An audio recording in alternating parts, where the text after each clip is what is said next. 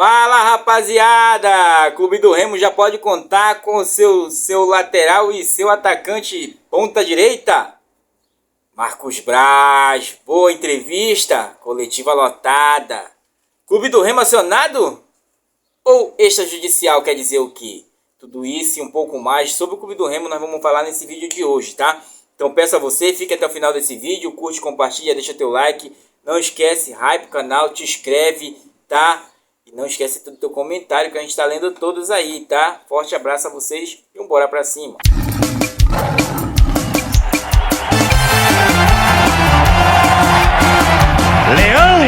Galera esperta, Clube do Remo aí movimentando seus bastidores, né? Vamos começar aqui por uma polêmica que tem causado certo rebuliço ali e certas desinformações, gente. A CL acionou o Clube do Remo extrajudicialmente. Extrajudicialmente quer dizer o quê? Que não é judicialmente ainda, né? Mas dá um parâmetro de que vou aguardar a tua melhor resposta. Porque o que acontece? Tá ficando aquele jogo de empurra-empurra, né? Eu digo que a CEL é culpada das catracas, a CEL diz que o Clube do Remo é culpado da catraca, porém, vamos chegar ao meio termo. Se você alugar alguma coisa, e essa coisa ela vinha com um dano, quando você vai prestar o serviço com ela, uma máquina, alguma coisa que você for acionar ela e ela começou a danificar e você não consegue prestar seu serviço direito. Você alugou essa máquina, você vai recorrer a quem? Ao dono da máquina, né? Assim também são as questões da catraca. Porém, antes desse jogo passado, teve uma situação que aconteceu na Azulzinha. Eu comentei com vocês aqui. Eu disse, olha, teve uma queixa na Azulzinha lá dizendo que estão comprando ingressos. Até diziam assim, não compre ingresso de cambista, porque você está comprando o QR Code e antes de você chegar lá, alguém já passou com esse QR Code. E aí você não consegue entrar. Nesse jogo retrasado aqui em Belém, houve isso no jogo contra o Vila Nova. Até uma senhora...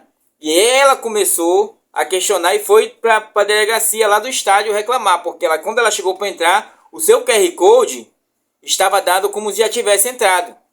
E aí começa a confusão.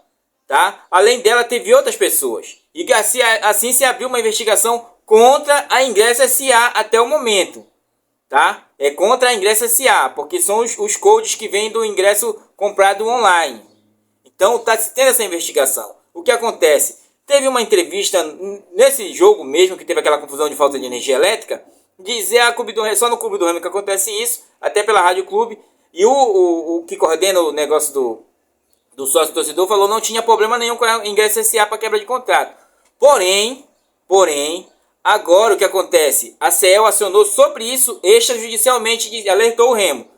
Se você não tomar uma providência, a gente vai acionar na justiça, porque já corre em justiça a investigação sobre a Ingresso S.A. É aí que está o problema todo, entendeu? Então, com isso, o Clube do Remo aguardando, lançou ontem, após essa nota da CEL, essa notificação extrajudicial, o valor dos ingressos, por isso que custou. E quando você vai notar lá, só está nas vendas nas lojas físicas. A Ingresso S.A. não está vendendo o ingresso do Clube do Remo para esse próximo jogo. Já dizendo a vocês, né? Está sendo investigado, teve a denúncia, inclusive no aparato da CEL, aparece lá dizendo sobre a denúncia que foi em CBN, coisa assim, né? Claro, gente, aquele valor é absurdo, tá? Se você fizer a menção, é quase 5 mil ingressos dobrado aí, não tem como, não tem lógica. Mas tá tendo, o desvio tá tendo, gente. Ou 1.000, ou 500, não se sabe ainda. Se eu especular com vocês, eu vou estar mentindo, tá? Então, estamos nesse parâmetro, tá tendo essa investigação e vai aparecer, porque o CO é justamente para isso. Para ele questionar, olha, tem um desvio aqui, eu falei para vocês, entendeu? Se você quer manter o desvio, você não contrata CO. O presidente está correto nessa história, gente. Então tem que ter esse desmame de quem está realmente tirando esse proveito do Clube do Remo. Vamos aguardar melhores notícias, tá? Então eu estou dizendo para vocês isso aí. Não é o Clube do Remo brigando com o governo, nem o governo brigando com o Clube do Remo. É apenas querendo uma solução para esse problema. Os dois estão perdendo, tá? Gente, já que eu falei de ingresso promocional aí, olha. Um é 40, 2 é 60. Já dá, para levar a patroa, já fazer uma parceria com o camarada. Bora junto lá, mano, bora torcer junto, né, pro nosso querido Clube do Remo. Então, para esse próximo jogo contra o Operário, já sabe. Ingressos, um é 40, 2 é 60. Então, aproveita a promoção até quando eles cancelarem aí, né, gente, tá? Galera, outra coisa que aconteceu sobre o Clube do Remo, pra gente falar, foi a questão do Marcos Braz. Marcos Braz questionado, teve até umas questões políticas que envolveram. A pessoa não consegue mais diferenciar o que é política e o que não é. Política é tudo que a gente faz, gente. Se eu chegar na minha casa agora e falar pra minha esposa, ela disser, tu quer comer frango ou carne? Aí eu disser, pô, eu quero frango. Ela disse, comemos frango ontem, né? Não te cansa? Aí eu dizer, pô, e o que que tem mais? E tem uma carne. Nós já estamos fazendo ações políticas ali, até a gente chegar no meio termo e todo mundo se contentar, né? Tem a politicagem e o politiquês, né? Como vocês sabem. Mas todas as ações são políticas. Até que a conversação do Marcos Braz com o jogador que ele quer trazer para o Clube do Remo, ele vai ter uma ação política com o empresário do jogador, com muitas das vezes um parente do jogador que ele conhece. Então são ações políticas. Mas falaram sobre a política se ele tinha interesse, né? E ele foi logo sincero e falou ali que não tem interesse. O maior interesse dele mesmo, gente, tá se desenhando, sabe o que é? Clube do Remo virar SAF, tá?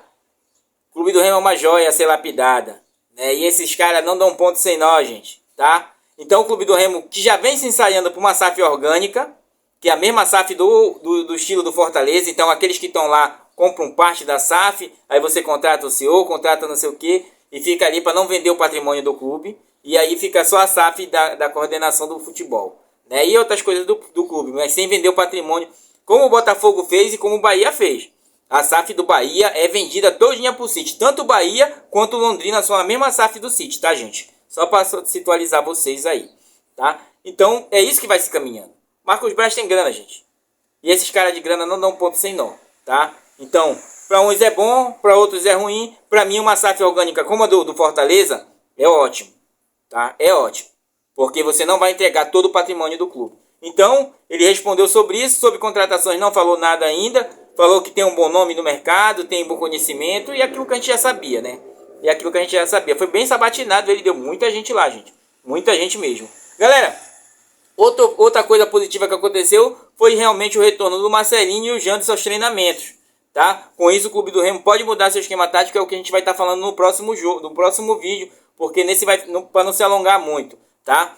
É de grande valor pra gente que retorne Marcelinho, até porque o Cadu não consegue fazer o que ele faz. O Marcelinho, ele faz uma certa infiltração ali, né, pelo meio, sem contar que ele desce muitas pontas. E o Cadu não consegue, mas está aprendendo. Tanto que ele deu aquele chute de fora da área, gente. Então é questão de tempo e minuto de jogo. Mas aí você sabe que a gente não tem tempo a perder, né? Então você sempre tem que estar utilizando o melhor. Por isso que o retorno do Janderson. Agora eu vejo também o da vovó treinando. Pô, o da vovó com certeza vai ser titular, gente. Eu garanto a vocês pela movimentação. E ele vinha se movimentando bem. Só não tinha espaço. Série A, né? Diferente. Mas as suas duas melhores temporadas foram na Série B. Tanto com o Guarani quanto com o Bahia. Foi com o Bahia. Foi as duas melhores temporadas dele na Série B. Tá? Então, nós vamos falar isso mais um pouquinho pra frente. Galera, outro fato que chamou a atenção, que o Marcos Braz tocou nesse assunto, já voltando a ele, foi quando ele falou assim, eu fico preocupado com a logística, né?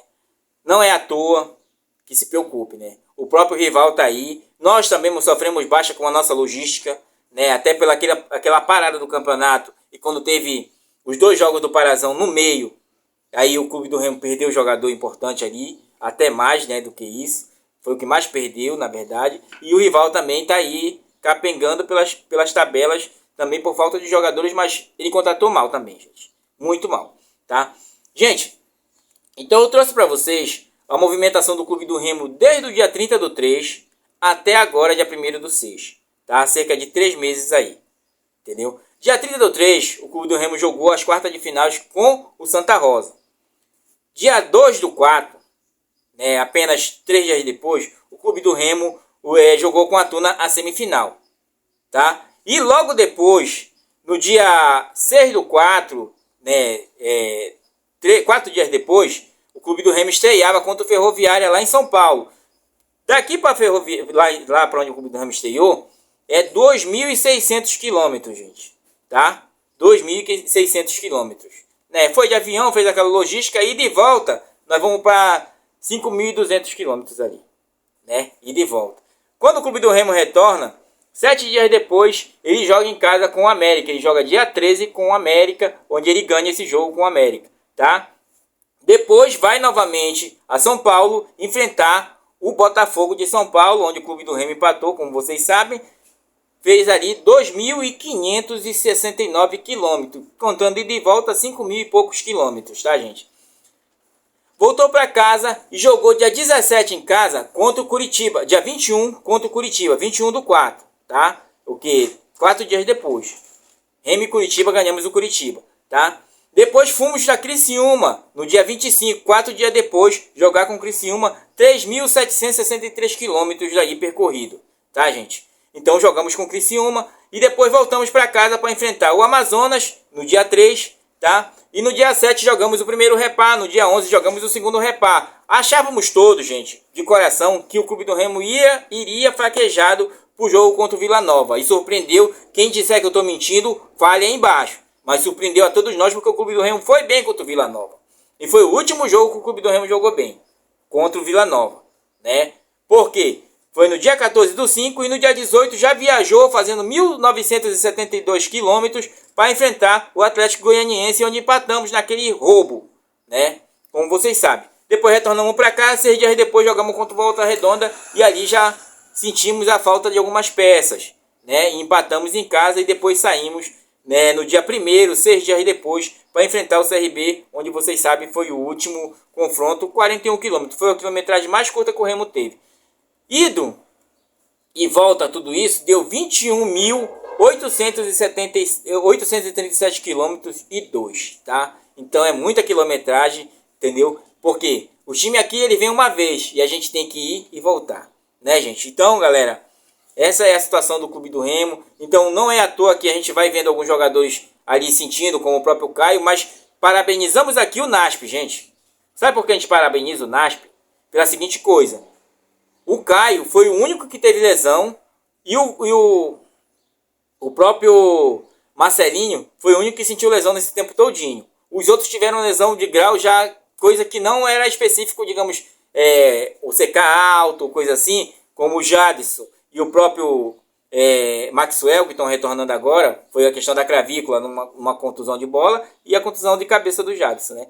O outro que teve, mas não jogou, que foi o PH, né? E o Regis vinha fazendo reforço. Então nós tivemos aí cerca de 2 jogadores só que sentiram até o momento que vem minha memória: o Caio e o Marcelinho, gente.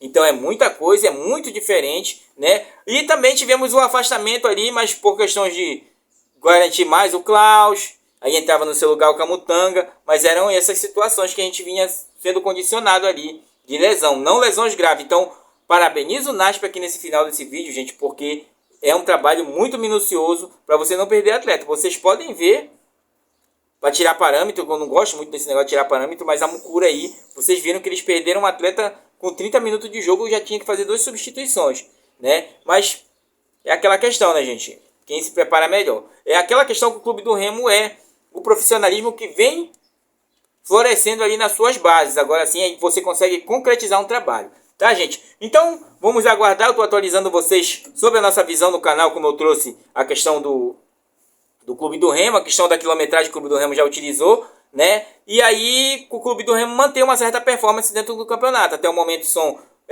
4 vitórias, 4 empates e 2 derrotas, né? Nesse período de 10 jogos que eu estou falando para vocês, tá, gente? Né? Então, dentro do campeonato, o Clube do Remo tem apenas uma derrota. São 5 empates e 4 vitórias, né? Nesses 10 jogos do campeonato. Então é muita coisa, né? Eu quero lembrar para vocês, parece que ano passado o Goiás, nessa mesma 10ª rodada, ele estava com a mesma pontuação do Clube do Remo. Hoje ele está disparado e aprendeu a jogar competição. Porém, nós temos como buscar pontuação dentro de casa nesse próximo jogo que a gente vai falar no próximo vídeo. Então fale aí o que você acha, tá? Se concorda ou discorda, deixa teu like, curte, compartilha. Bora pra cima que ele é leão sempre, tá, gente? Valeu!